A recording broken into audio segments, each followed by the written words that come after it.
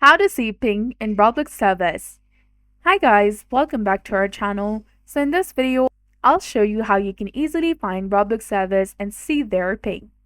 So first of all, you need to make sure that you're using a computer, and this method works best in the computer web browser. So if you have a phone with a web browser that supports Chrome extensions, that might also work. Now to see the ping of each server, you will need the BT or Better Roblox extension.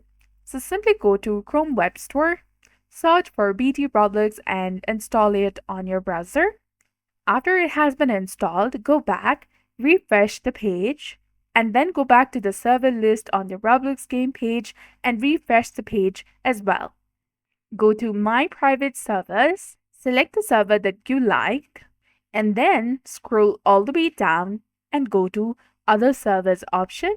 And here you will see the list of servers and their ping as well, such as 88, 165, 99, 427, 165, and all.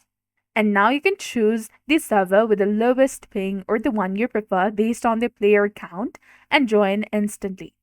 So I hope this guide helps you find the Roblox servers with the ping. If you found this video helpful, please don't forget to like, comment, share, and subscribe to our channels for more amazing tips and tutorials. Thanks for watching. See you in the next one.